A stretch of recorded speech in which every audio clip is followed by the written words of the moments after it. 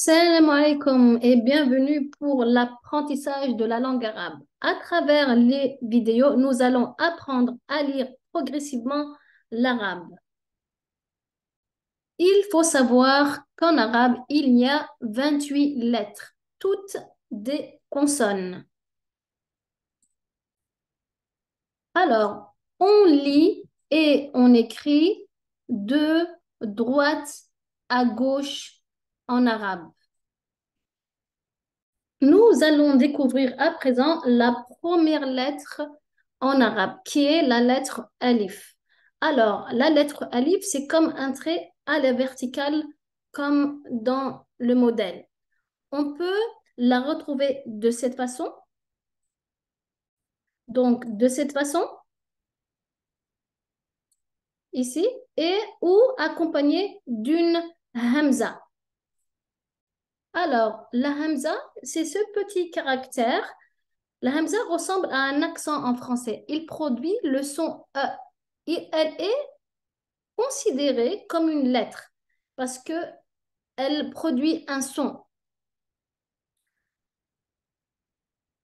Alors, lorsque la lettre alif est accompagnée de la hamza, elle produit le son E.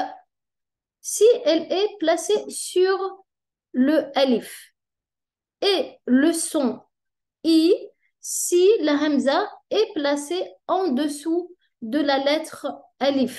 Alors, ici, on prononce A et ici, on prononce I.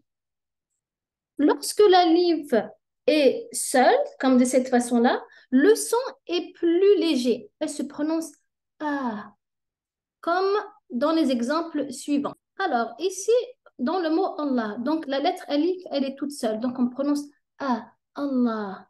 Ici, donc c'est A, c'est Ahmed. Donc là, c'est le O en haut. Donc c'est A, Ahmed. Et lorsqu'elle est en bas, c'est I, Ilyes. Donc on remarque qu'il y a, on peut accentuer donc ici la lettre Alif. Donc c'est A. Et là, c'est I. Et là, c'est A, Allah. La prononciation de la lettre Alif dans Allah, elle est plus légère. Hein? Donc quand la lettre Alif, elle est seule. On peut retrouver la hamza de la façon isolée, donc à la fin du mot, comme dans le mot imla. Donc, on peut retrouver donc la hamza à la fin du mot, donc comme le mot imla. Et donc, elle se prononce vraiment a. Donc, soit accompagnée des lettres qu'on va voir alif, wa ou ya, ou soit lorsqu'elle est toute seule, en isolé. Alors, on peut la retrouver sur la lettre waw, donc comme dans l'exemple, donc le waw avec la hamza, donc c'est lo, lo. Et sur le alif al-maksura, au milieu, donc comme le mot bi'r. Alors, les lettres alif, waw et le alif al-maksura lui servent du support.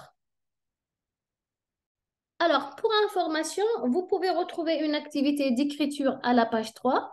Elle est plus destinée aux enfants, mais un adulte pourrait l'utiliser également si il le souhaite. N'hésitez surtout pas à me solliciter pour vous partager le livre en question. Alors, après avoir découvert la lettre alif, nous allons voir à présent les voyelles courtes en arabe. Alors, il faut savoir qu'il y a 4 voyelles courtes en arabe. Donc, c'est la fetha, la dhamma, la kasra et le sukoun. Le petit rond, donc, il sert à bloquer la lettre. Il s'appelle le sukoun. Alors, le trait en haut, donc, c'est le A en arabe, c'est la fetha. Le petit neuf couché, donc, c'est la dhamma, donc, il se prononce ou. Et le trait en bas, c'est la kasra, il se prononce i. Alors, je répète, alors là, le rond sert, donc on bloque la lettre. Ici, donc, lorsqu'elle est en haut, donc c'est A. Alors là, lorsqu'il y a le neuf couché, c'est OU. Et lorsqu'il y a le trait en bas, en dessous de la lettre, elle se prononce I. Alors, les voyelles courtes sont des petits signes que l'on place au-dessus ou en dessous d'une lettre. On les appelle les teshkil en arabe. Alors, à présent, nous allons lire la lettre alif accompagnée de la hamza. Alors, avec ou sans la hamza, accompagnée des voyelles courtes. Alors, je prononce la lettre alif seule, donc c'est A, ou, I, A. Avec la hamza, A, I, ou, A. Alors, si on a remarqué, la lettre alif est comme le H muet en français. Elle est muette, ce qui fait qu'on prononce les voyelles. Je relis donc la lettre alif accompagnée des voyelles courtes. Ou, A, I, A.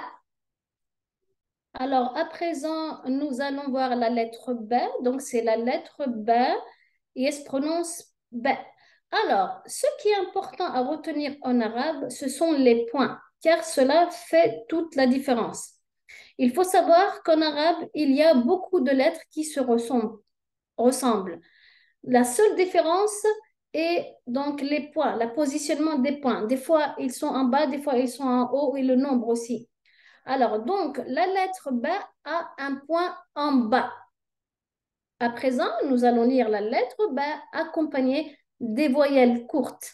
Alors, c'est toujours le même principe que la lettre alif. Donc, on va prononcer les voyelles. Donc, la lettre B plus accompagnée des voyelles courtes.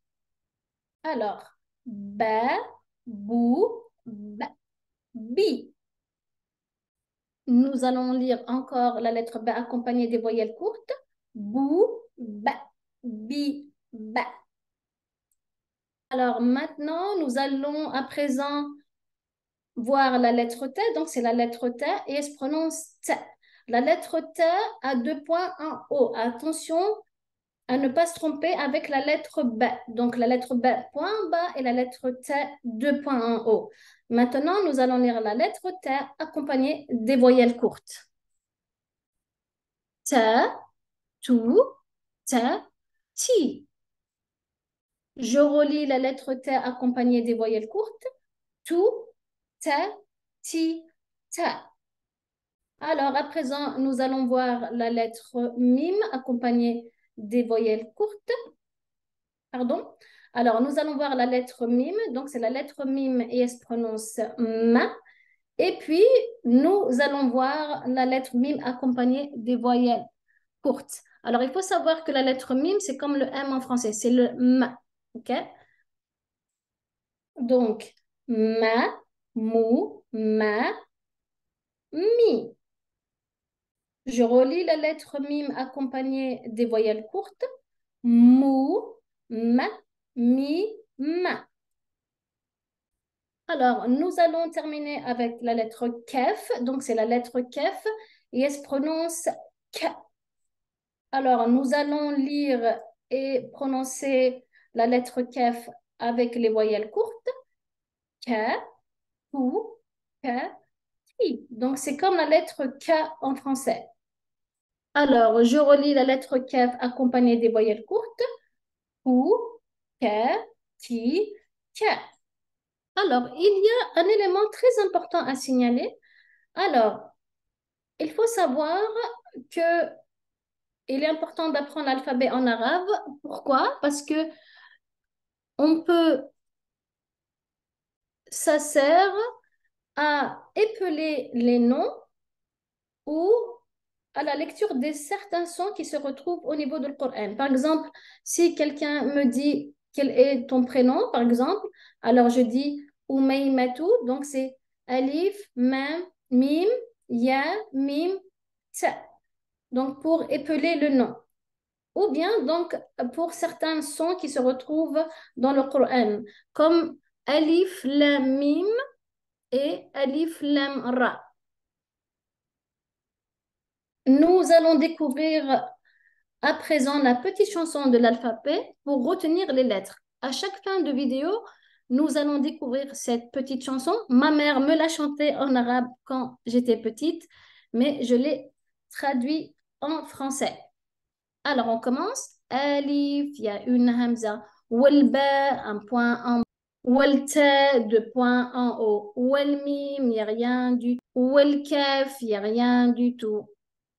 Nous venons de finir avec la première leçon. N'hésitez surtout pas à partager la vidéo, à liker et à vous abonner. Et je vous retrouve dans une prochaine vidéo.